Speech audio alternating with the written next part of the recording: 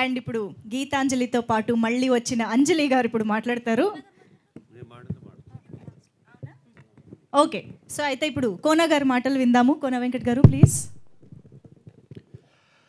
అందరికీ happy new year. జనరల్గా మన సముద్రంలో ముత్యాలు దొరుకుతాయి, మీ అందరూ తెలుసు. ఎంత లోతుకి వెళ్తే నాకు అమెరికాలో ఆణిముత్యాలు దొరికాయి. అమెరికాలో దొరికిన ఎన్నో ఆణిముత్యాల్లో ఒకటి ప్రవీణ్ లక్కరాజు, ఒకటి శివ తొర్లపాటి, ఇంకొకటి మా లిరిసిస్ట్ శ్రీజో. మీ అందరికి ఫేవరెట్ సాంగ్ అడిగి అడిగి అంటే మీ బాగా అంటే నేను యూఎస్కి వెళ్ళినప్పుడల్లా ఒక్కొక్క ఆణిముత్యాన్ని నేను తీసుకొస్తూ ఉన్నాను, ఇంపోర్ట్ చేసుకున్నా. అలాగ చాలామంది తెచ్చేపటికి. సో అలాగా నాకు ఫస్ట్ నేను ఒక షార్ట్ ఫిల్మ్ చేయాలని నేను ఒక హాలిడేకి వెళ్ళినప్పుడు ఖాళీగా ఉండలేక అనుకున్నప్పుడు నేను ఒక షార్ట్ ఫిల్మ్ చేశా. దాని పేరు రామ్ అండ్ జూలియట్. సో దాంట్లో సాంగ్స్ కూడా పెట్టా. ఆ సాంగ్స్ అప్పుడు కాంటాక్ట్ చేసింది, అప్పుడు నాకు పరిచయం అయింది శివ. అలాగా ఐ థింక్ ఇట్ వాజ్ 2008, 2009. అప్పటి నుంచి శివతో ట్రావెల్ మేము చేసిన అన్ని మూవీస్లో తనకి. సో చాలామందికి డ్రీమ్స్ ఉంటాయి. నేను నా దీంట్లో చెప్తుంటా, మనీష్ ఇండస్ట్రీకి వచ్చిన ఈరోజు ఉన్న ప్రతి వాళ్ళకి ఏంటంటే వాళ్ళు స్టడీస్ అప్పుడు, డిగ్రీ అప్పుడు, తర్వాత జాబ్ చేయాల్సి వచ్చినప్పుడు ఇంట్లో నుంచి ప్రెషర్ ఉంటుంది. మైండ్కి హార్ట్కి ఒక వార్ ఉంటుంది, యుద్ధం. యువర్ హార్ట్ సేస్ నీకు నచ్చిన పని చేయి, యువర్ మైండ్ సేస్ నీకు వచ్చిన పని చేయి. ఇంట్లో వాళ్ళు నీకు జాబ్ వచ్చింది చెయ్యి. సో మనం లైఫ్లో త్వరగా సెటిల్ అవ్వాలంటే మనం ఏదో ఒక ఉద్యోగం వెతుక్కోవాలి. Passion will take a back seat. అలాగా అమెరికాలో ఉన్న 90% మంది నాకు తగిలిన వాళ్ళు ఉన్న ఎన్ఆర్ఐస్, సాఫ్ట్వేర్ ఇంజనీర్స్, దాంట్లో చాలామంది ఇప్పుడిప్పుడే మైగ్రేట్ అయిపోతున్నారు. ప్రవీణ్ కూడా ఇప్పుడు టోటల్గా వచ్చేసాడు ఇక్కడికి ఆఫ్టర్ 18 ఇయర్స్, 20 ఇయర్స్ తర్వాత. అంటే వాళ్ళ ప్యాషన్, వాళ్ళ యాక్చువల్ సినిమా. కానీ నేను దాంట్లో ట్రై చేసుకుంటానంటే నేను అన్ని లక్షలు పెట్టి చదివించి ఇంజనీరింగ్ చేయించి నువ్వేంటరా ఇక్కడ సినిమాని కృష్ణనగర్లో నువ్వు బజ్జీలు అమ్ముకుంటావు చివరికి అని ఇంట్లో వాళ్ళు బలవంతంగా తోస్తే వెళ్ళిపోయిన బ్యాచ్లు ఎంతోమంది ఉన్నారు. అలాగే ఇంకా ఇక్కడ రాదులే మనకి ఛాన్స్, ఇంత కాంపిటేటివ్ వరల్డ్, దీంట్లో ఇంపాసిబుల్ అని ఆ నమ్మకం పోయి, బట్ ప్యాషన్ మాత్రం చావదు, అది మనతో పాటే వస్తుంది. అలా వెళ్ళిన ఎంతోమందిలో కొద్దిమందిని నేను అక్కడ మీట్ అవ్వగలిగాను. సో నేను వాళ్ళకు ఛాన్స్ ఇవ్వగలిగాను. వాళ్ళల్లోనే వీళ్ళందరూ ఉన్నారు. And now coming back to Geethanjali అన్నది నాకు గీతాంజలి అప్పటికే నాకు చాలా సినిమాలు అప్పటికే ఐ థింక్ అరౌండ్ 45 ఫిలిమ్స్ అయిపోయాయి, ఇంక్లూడింగ్ అమ్మ నాన్న తమిళమ్మాయి, ఢీ, రెడీ, దూకుడు, బాద్షా, అదూర్స్, ఇక అవి ఇవేరు కాదు, అన్నీ అయిపోయినాయి. అయిపోయిన తర్వాత కమర్షియల్ ఫిలిమ్స్ చేస్తూ ఒక ప్రవాహంలో కొట్టుకుపోతూ ఉన్నప్పుడు దాని నుంచి బయటకు వచ్చి మనమంటూ ఒక గుర్తింపు యాజ్ రైటర్గా వచ్చింది. దాన్ని ఒక కాన్సెప్ట్ ఫిలిమ్స్ ఏదో ఒకటి ఒక ట్రెండ్ సెట్ చేసి ఫిలిం ఏదైనా చేయాలి అన్నది వితౌట్ నెంబర్ గేమ్ అన్ని కోట్లు కలెక్ట్ చేసింది, అక్కడ అన్ని థియేటర్స్లో ఆడింది. ఇటువంటి ట్యాగ్ లైన్స్ లేకుండా ఒక మంచి ఫిలిం చేయాలి అనుకున్నప్పుడు నా దగ్గరికి అప్పుడు వచ్చాడు సీను. గీతాంజలికి ఆద్యుడు సీను ఆ రాజ్ కిరణ్ అని ఆ డైరెక్టర్ని తీసుకుని వచ్చి అన్న, అప్పటికే ఏంటి సీన్లో ఉన్న ఒక గొప్ప క్వాలిటీ ఏంటంటే తను మంచి స్టోరీ విన్నా, ఒక టాలెంట్ తను చూసినా, తన పరిచయం అయినా వాళ్ళకి ఎలాగోలాగా లైఫ్ ఇవ్వాలి, వాళ్ళని ప్రపంచాన్ని పరిచయం చేయాలనుకునే ఒక గొప్ప క్వాలిటీ ఉంది. That comes out of passion for cinema. అలాగ సీను ఆ డైరెక్టర్ని తీసుకుని ఒక స్టోరీ తీసుకుని నా దగ్గరికి వచ్చాడు. అప్పుడు తను Geethanjali it was a pure horror film, pure horror అది. అప్పుడు ఆ కథ చెప్పాడు నాకు. నేను చెప్పినప్పుడు సీన్తో అన్నాను, సీను నాకు స్టోరీ ఉన్న పాయింట్ నచ్చింది, బట్ నేను serious horror films is not my cup of tea. అది నా టేస్ట్ కాదు, నేను దానికి న్యాయం చేయలేను. ఇది కన్నా హారర్ కామెడీ అయితే చేద్దాం అంటే, మీ ఇష్టం సార్, మీరు ఏమన్నా చేయండి, మీకు ఈ పాయింట్ నచ్చింది కదా, స్టోరీ నచ్చింది కదా, 100% చేద్దామని. అప్పుడు దాని హారర్ కామెడీ కింద ఇది మార్చి అప్పుడు ఇది చేయడం జరిగింది. దానికి అప్పుడు అదే టైంలో సీతమ్మ వాకిట్లో సినిమాల జెట్ రిలీజ్ అయింది. అయింది కదా, అప్పుడు రిలీజ్ అయింది కదా. యా కాదు కాదు, నీ ఫిలిం సీతమ్మ వాకిట్లో బల్బు కూడా అయిపోయింది. కరెక్ట్ కరెక్ట్, బల్బు అది అయింది. అప్పుడు దీనికి ఆ క్యారెక్టర్ చాలా ఇంపార్టెంట్. దాంట్లో ట్విన్స్ ఉంటారు, సిస్టర్స్. సో ఆ క్యారెక్టర్కి చాలా ఇంపార్టెంట్. అప్పుడు అదే టైంలో మేము కలిసి చేసిన ఫస్ట్ ఫిలిం ఐ థింక్ బలుపు. బలుపు సినిమా, దానికి నేను స్టోరీ డైలాగ్స్ ఇవ్వడం జరిగింది. Block buster. దాంట్లో ఒక క్యారెక్టర్ ఉంటుంది, తిరు చేసిన క్యారెక్టరే సినిమాకి సోల్ బలుపులో. సో తన వల్లే ఆ స్టోరీ పుట్టింది, ఆ క్యారెక్టర్ వల్లే రవితేజ్కి ఒక గోల్ వస్తుంది, అదే బలుపు. ఆ క్యారెక్టరు మా గీతాంజలిలో ఉన్న క్యారెక్టరు చాలా దగ్గరగా ఉంటాయి. అందుకనే తను పర్ఫెక్ట్ అని నాకు అనిపించి అలాగా గీతాంజలి టేక్ ఆఫ్ అయింది. అయిన తర్వాత అప్పుడు ఈ రోజుకి 10 years అయిపోయింది. 10 years కూడా ఈ రోజుకి అందరూ రాజేష్ని, శంకర్ని చూస్తే ఆత్రేయ, ఆరుద్ర అంటున్నారు, వాళ్ళ అసలు పేర్లు. సో అంత ఇంపాక్ట్ హారర్ కామెడీస్లో ఐ క్యాన్ ప్రౌడ్లీ సే ఇది ఒక trend setter. Geethanjali 100% trend setter. So scene ఒక కారణం అయితే, ఇంకొక కారణం ఈ సినిమా తీయించడానికి ఇంకొక కారణం ఎంవివి సత్యనారాయణ గారు. సో ఆయన కూడా first take off debut as a producer is already MVV builders అని నెంబర్ 1 ఇన్ వైజాగ్. సో ఆయన సినిమా అంటే ప్యాషన్. ఆయన కూడా ఇక్కడ మధు ఫిల్మ్ ఇన్స్టిట్యూట్లో చేసి వెళ్ళిన పూరికి వీళ్ళందరికీ క్లాస్మేట్. సో అలాగా ఆయన సార్ అని ఒక సినిమా చేద్దాం అంటే కరెక్ట్. సినిమా పిచ్చి వాళ్ళే ఉంటారు ఇక్కడ ఉన్న వాళ్ళు అందరూ కూడా, కెమెరా గారు కూడా వాళ్ళే. సినిమా ఇండస్ట్రీలో వచ్చేది సినిమా పిచ్చి వాళ్ళే వస్తారు, ఇంక్లూడింగ్ లైట్ మెన్లు కూడా. అందుకని సినిమా అన్నది చాలా గొప్పది, ఎందుకంటే అందరినీ లైక్ మైండెడ్ పీపుల్ని ఒక దగ్గర చేరుస్తుంది. అంత గొప్ప శక్తి ఉంది సినిమాకి. అలాగే గీతాంజలి మా అందరికీ, నాకు ఎస్పెషలీ యాజ్ రైటర్గా, అప్పటికే ఏంటి మన మీడియా మిత్రులు కొంతమంది రాయడం స్టార్ట్ చేశారు, టెంప్లెట్ ఇక నువ్వు బకరా కామెడీలు వదలవా అనేసి ఆ దూకుడులో అది ఢీ నుంచి నువ్వు పట్టుకున్నావు. ఇలాగా పీపుల్ స్టార్టెడ్ ఓ టెంప్లెట్ అయిపోయింది. నీది డీలో కూడా బ్రహ్మానందాన్ని బకరా చేయడం, మళ్ళీ రెడీలో అదే, మళ్ళీ కింగ్లో అదే, ఇలాగని. బట్ అవి సక్సెస్ అవుతూ ఉన్నప్పుడు నేను ఎందుకు వదలాలి అని దాంట్లో ఇంకొక ఏదో నేను డెవలప్మెంట్ చేసుకుంటూ వచ్చా. బట్ వాటన్నిటినీ పక్కన పెట్టి అంతకన్నా గొప్ప పేరు తీసుకొచ్చిన సినిమా నాకు గీతాంజలి. సో దానికి కారణం ఇగో వీళ్ళందరూ. అంజలి నెంబర్ 1, తను నిజంగా చెప్పాలంటే ప్రాణం పెట్టి చేసింది.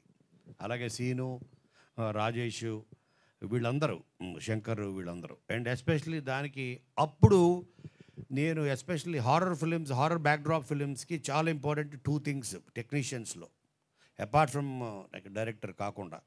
Number 1 is camera. దానికి సాయి శ్రీరామ్. ఆ సాయి శ్రీరామ్ ఎంత హెల్ప్ అయ్యాడో అంతకు మించి హెల్ప్ అయ్యాడు మాకు సిద్ధార్థ్. చాలా ఇంపార్టెంట్. అంటే ఆ మూడ్ సెట్ చేయడం, మనని ఆ ప్రపంచంలో తీసుకెళ్ళడం. మనం థియేటర్లోకి వెళ్ళిన తర్వాత అది తను చాలా డీటెయిలింగ్గా చేశాడు. తన ఆ కలర్ టోన్స్ కానీ everything, colour palette, everything. Number 1 అదైతే. Number 2 music. అప్పుడు నాకు ప్రవీణ్ లక్కరాజు ఎంత హెల్ప్ అయ్యాడో, ఆ సినిమా తనకి ఎంత హెల్ప్ అయిందో తెలియదు కానీ తను మాకు చాలా హెల్ప్ అయ్యాడు. సో తనని పరిచయం చేసింది. అలాగే నాకు ఆ మూవీలో నేను డెఫినెట్గా మిస్ అయింది గీతాంజలిలో చోటాకే ప్రసాద్ని యాజ్ ఎడిటర్గా. సో ఎందుకంటే తనలో ప్రతి టెక్నీషియన్లో ఒక స్క్రీన్ ప్లే రైటర్ ఉంటాడు, అది వాళ్ళకు కూడా తెలియదు అది స్క్రీన్ ప్లే అని. స్క్రీన్ ప్లే అంటేనే ఇవన్నీ మిక్స్ చేస్తేనే screen play. Camera is part off screen play, dialogues of part off screen play, everything, camera, music, editing, ఇవన్నీ స్క్రీన్ ప్లే కిందకే వస్తాయి. అంటే కథని చెప్పడానికి వాడే టూల్ అది ఏదైనా సరే ఈజ్ దాన్ని స్క్రీన్ ప్లే అంటాం. ఆ screenplay like is not just one line order, ఆ కథను చెప్పడానికి వాడే ప్రతిదీ. అలాగే వీళ్ళందరూ part of the screenplay, వీళ్ళందరూ part of this beautiful creation called Geethanjali మళ్ళీ వచ్చింది. సో ఆ వన్ మీద మీరు అన్నా కదా ఇందాట 10 years పట్టింది, ఎందుకంటే ఎక్స్పెక్టేషన్స్ దాని మీద ఉంటాయి. ఆ తర్వాత నెంబర్ ఆఫ్ ఫిలిమ్స్ బిజీ అయ్యి ఇది చేయాలి చేయాలి చేయాలి చేయాలి. అంజలి మేము ఎప్పుడు కలిసిన సీను మేము గీతాంజలి 2 ఎప్పుడండి అని నేను almost I think 3 years back నిశ్శబ్దం అనే సినిమా చేస్తున్నప్పుడు అమెరికాలో నేను తనకు చెప్పాను అంజలికి, గీతాంజలి 2కి ఇప్పుడు నాకు మెయిన్ పాయింట్ దొరికింది, కథకి ఓ టేక్ ఆఫ్ దొరికిందని చెప్పాను. కానీ సార్ అప్పుడు మీరు అందరూ అమెరికా వెళ్ళి చేస్తాం అన్నాం, కానీ అమెరికా నుంచి డైరెక్టర్ అని తెచ్చి చేశారండి సార్. అదే కదా, మమ్మల్ని అందరిని అమెరికా తీసుకెళ్తానని. ఎగ్జాక్ట్లీ. సో దీని యాక్చువల్గా బ్యాక్ డ్రాప్ గీతాంజలి 2 యూఎస్లో ఉంటుంది అనుకున్నాం. ఆ స్టోరీ రాసినప్పుడు నిశ్శబ్దం చేసినప్పుడు 2018లో అప్పుడు తట్టింది కథ. సో ఎందుకంటే దీని మీద ఉన్న ఎక్స్పెక్టేషన్స్ నాకు తెలుసు. బట్ ఆ బ్యాక్ డ్రాప్ని ఫ్రమ్ అక్కడి నుంచి అమెరికా నుంచి ఊటీకి మార్చాం. దానికి కారణం ఏంటంటే టెక్నికల్గా దీనికి చాలా దీనికి సపోర్ట్ కావాలి. హారర్ అంటే in terms of lighting, equipment, ఇవన్నీ అక్కడ దొరుకుతాయో దొరకవో, టెక్నీషియన్స్, ఇన్ని ప్రాక్టికల్ ప్రాబ్లమ్స్ని ఆలోచించి మెయిన్ వీళ్ళు డేట్లు ఈ వీళ్ళందరూ వీళ్ళందరూ. సో అలాగా దాన్ని ఇక్కడ తీసుకురావడం జరిగింది. అలాగే బ్యూటిఫుల్ ఎడిషన్స్ జరిగాయి. గీతాంజలి మళ్ళీ వచ్చి ఇందులో ఆ బ్యూటిఫుల్ ఎడిషన్సే వీళ్ళు సత్య ఇందులో, అలాగే సునీల్ యాజ్ నిన్న లుక్ రివీల్ చేసాం, కిల్లర్ నాని. సో వీళ్ళందరూ అలాగే మన రవికృష్ణ, అలాగే మలయాళం ఇండస్ట్రీ నుంచి రాహుల్ మాధవ్ అనే ఒక యాక్టర్ని పరిచయం చేస్తున్నాం. ఓకే, తను ఇందులో లేడు, తనకు ఒక సపరేట్ ఇంట్రో లుక్ రివీలింగ్ ఉంది. Like he's like Fahadh Faasil, అంత వెరీ గుడ్ యాక్టర్. సో అలాగే Ali plays a very very very key role. అలా beautiful editions, number of layers, అటు కామెడీ మీరు ఏదైతే ఊహించి వస్తారో దాన్ని 100కి 100 మిమ్మల్ని సాటిస్ఫై చేసి థియేటర్ నుంచి వీళ్ళందరూ కలిసి మిమ్మల్ని సాటిస్ఫై చేసి నవ్వించి కింద పడి దొర్లించి మిమ్మల్ని బయటికి పంపిస్తారు, నో డౌట్. ఇందులో అంటే అంత కాన్ఫిడెంట్గా ఈ సినిమా ఆల్రెడీ కట్ చేసిన ఫస్ట్ మాట్లాడు కదా ప్రసాద్, వీళ్ళందరి ఫేస్లో చూడండి ఆ కాన్ఫిడెన్స్ కనబడుతుంది మీకు. ఎందుకంటే సినిమా వీళ్ళు చేసిన వాళ్ళే కాదు, చూసిన వాళ్ళు కూడా. సో కాబట్టి దీనికి biggest asset once again thank you Anjali. And అప్పటికి ఇప్పటికీ నేను చూస్తే ఇదేంటి వీళ్ళు ఇంకా 10 years తర్వాత మళ్ళీ నేను ట్రైలర్ చూస్తే యాజ్ ఇట్ ఈజ్ ఉన్నారు. ఎట్లా వీళ్ళు దే స్టాప్డ్ ఇన్ టైం, వాళ్ళు fantastic. So great job guys. ఇంకా చాలా ఈవెంట్స్ ఉంటాయి, మళ్ళీ మాట్లాడుకుందాం. అండ్ ఇక్కడ లేని వాళ్ళు కూడా అందరూ they have done a great job. వీళ్ళందరినీ షూటింగ్లో మేము కెమెరా ముందు తీసుకురావడమే కష్టం అనుకుంటే ఈవెంట్స్ తీసుకురావడం ఇంకా కష్టం అర్థమైంది. నేను అందుకే వద్దురా బాబు అనుకున్నాను. నేను ఇంతమంది కానీ స్టోరీ డిమాండ్ చేసింది, ఏం చేద్దాం. ఆ స్టోరీ డిమాండ్ చేయడం వల్ల అంతమందిని పెట్టుకున్నాం. వాళ్ళు రారు, వాళ్ళు షార్ట్కే రారు, ఈవెంట్కి ఏమొస్తారు చెప్పండి. సో అందుకని ఆ పోస్టర్లో పెట్టేశాం. వాళ్ళందరూ ఇక్కడే ఉన్నట్టు ఈవెంట్లో ఉన్నట్టు ఊహించు. కాదు మీరు షార్ట్కు రారంటే మేము టైం పాస్ చేస్తాం సార్. మీరు కూర్చొని ఆయన్ని పిలిచి ఈయన్ని పిలిచి కూర్చొని అంతమంది అందరికి కాదు. నువ్వు ఫస్ట్ వస్తావు, కూర్చోవచ్చు. సో కాబట్టి చాలా అల్లరల్లరగా జరిగింది. మీరు చూడండి ఇందులో ఉన్న ప్రతి క్యారెక్టర్, ఆలీ, సునీల్, సత్య ఎస్పెషల్, వీళ్ళందరూ ఎక్స్ట్రాడినరీ రోల్స్. ఇంకో character Ravishankar, he played a terrific character. Ravishankar, Sai Ravi అంటాం కదా తను. సో అలాగే ఈ సినిమా మా శివకి చాలా పెద్ద బ్రేక్ అవుతుంది అని నేను బలంగా నమ్ముతున్నా. ఎందుకంటే శివ యాక్చువల్గా తను ఒక సినిమా డైరెక్ట్ చేస్తానని నన్ను ఎవ్రీ వీక్ ఒకసారి కాల్ చేసి, సార్ ఓ స్టోరీ ఉంది చేసుకుంటా ఉన్నాడు తను నేను చెప్పనా అని. నేను సరే ఆఫ్టర్ 6 months తర్వాత నేను అన్నాను, నువ్వు నాకు చెప్పొద్దు, నేనే చెప్తాను నీకు ఓ స్టోరీ అన్నాను. నువ్వు డైరెక్ట్ చేయాలనుకుంటున్నావు కదా, నేనే ఒకటి చెప్తా వినరా అన్నాను. అలాగా తనకి ఇవ్వడం జరిగింది.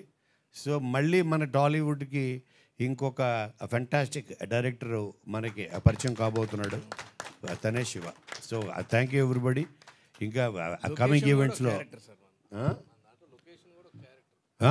చాలా షాండ్లర్లో క్యారెక్టర్ ఉంది, ఆ మెట్లో క్యారెక్టర్ ఉంది, ఆ కిటికీల్లో క్యారెక్టర్లు ఉంటాయి. So thank you so much అందరికీ. Wait for the teaser.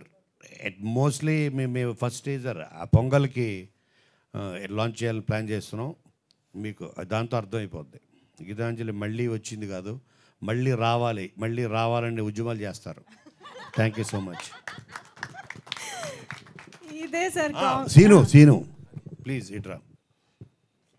Scene ఈ సినిమాకి బిగ్గెస్ట్ అసెట్. నన్నేమో బిగ్గెస్ట్ అంటే అసలు అన్బిలీవబుల్. నేను షాక్, ఎందుకంటే నేను ఇప్పటికి 55 ఫిలిమ్స్ చేశా యాజ్ రైటర్గా అండ్ యాజ్ ప్రొడ్యూసర్గా 6 ఫిలిమ్స్.